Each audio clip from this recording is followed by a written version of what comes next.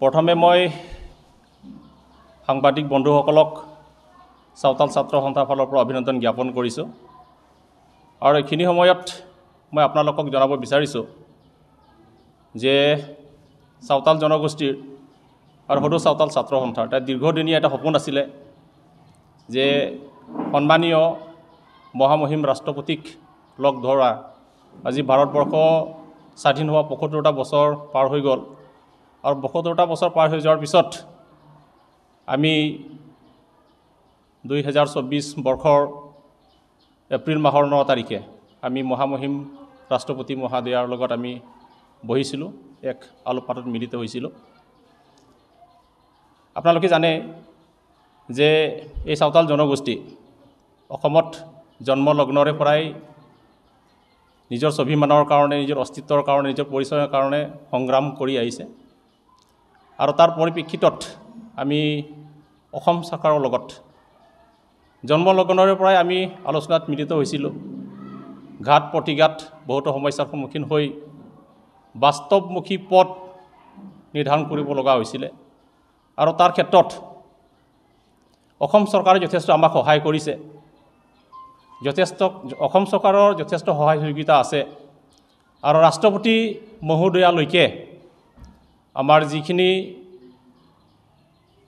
কামখিনি আগবঢ়াই ল'ব লাগে সেইখিনি কাম অসম চৰকাৰে যথেষ্ট সহায় কৰিছে আৰু সেইটো সুযোগতে আমি মহামহিম ৰাষ্ট্ৰপতি মহোদয়াৰ লগত আমি বৈঠকত মিলিত হৈছিলোঁ আৰু তাত বহি আমি এটা বস্তু উপলব্ধি কৰিব পাৰিলোঁ যে সঁচাকৈ চাওতাল জনগোষ্ঠীৰ অভাৱ অভিযোগবিলাক তেখেতে শুনিছে।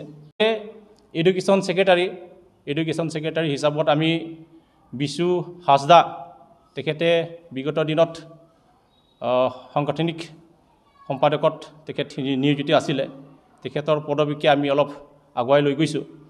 তাৰ লগে লগে আমি এছিষ্টেণ্ট এডুকেশ্যন ছেক্ৰেটাৰী এলেন মেৰী চৰেন তেখেতক আজি আমি দায়িত্বভাৰ আগবঢ়াইছোঁ আৰু পাব্লিচিটি ছেক্ৰেটাৰী ধনু মুৰ্মু তেখেত আমাৰ এই বিজনীৰে তেখেতক আমি আজি এই সভাৰ তেখেতসকলক দায়িত্ব অৰ্পণ কৰি যিখিনি শপত গ্ৰহণ কৰিব লাগে এইখিনি আজিৰ সমবেত ৰাইজৰ লগতে আমি তেখেতসকলক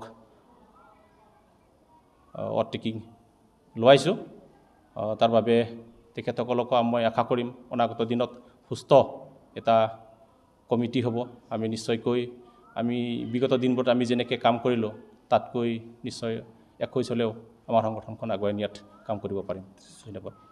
আৰু এটা কথা ক'বলৈ থাকিল, এইবেলি আপোনালোকে জানে যে চাওতাল জনগোষ্ঠীৰ হুল দিৱস সংহতি দিৱস আৰু এই সংহতি দিৱসখন প্ৰত্যেক বছৰে ধৰক আজি ভাৰত স্বাধীন হোৱাৰ ৭৫টা বছৰ পাৰ হৈ গ'ল আৰু ভাৰত স্বাধীন হোৱা ৭৫টা বছৰ আগৰ পৰাই আমি চাওতাল জনগোষ্ঠীয়ে অসমত আমি হুল দিৱস হিচাপে আমি সংহতি দিৱস আমি পালন কৰি আহিছোঁ।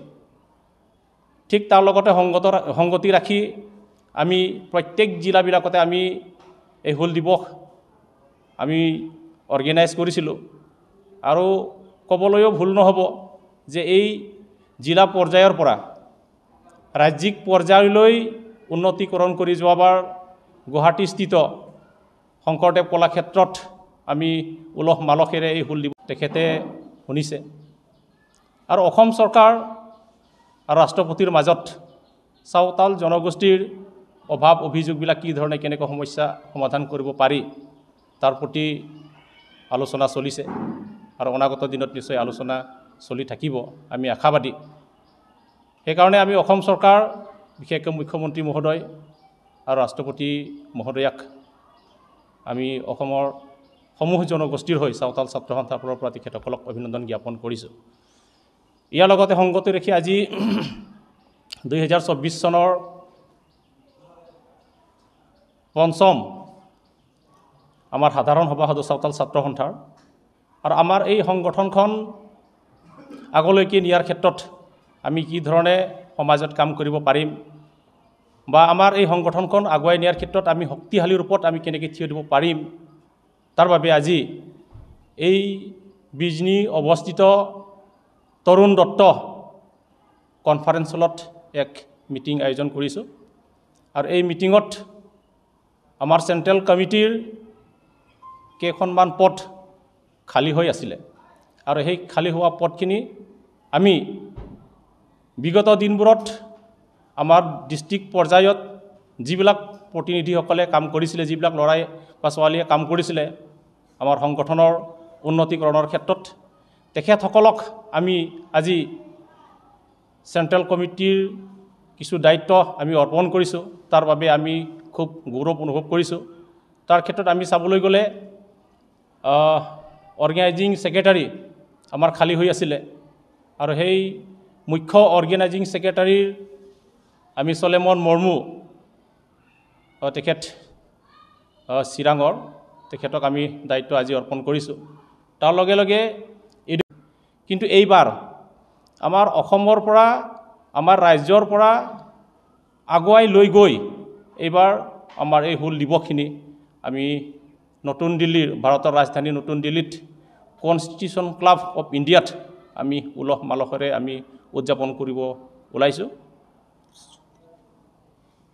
তাৰিখটো হৈছে আপোনাৰ 30 জুন তাৰিখ আৰু সেই তাৰিখত অসমৰ জাতি, বৰ্ণ, ভাষা, ধৰ্ম নিৰ্বিশেষে সকলো জাতি জনগোষ্ঠীক মই চাওতাল ছাত্ৰ সন্থাৰ ফালৰ পৰা অনুৰোধ জনাইছোঁ, তেখেতসকলে আমাৰ এই অনুষ্ঠানত, এই প্ৰগ্ৰামত উপস্থিত থাকিব, আমাক সহায় কৰিব আৰু বিশেষকৈ চাওতাল জনগোষ্ঠীৰ বুদ্ধিজীৱী, চাওতাল জনগোষ্ঠীৰ শিক্ষাগুৰু, চাওতাল জনগোষ্ঠীৰ যিখিনি ত্যাগী ব্যক্তিসকল আছে, তেখেতসকলকো মই এইখন মঞ্চৰ পৰাই আহ্বান জনাইছোঁ।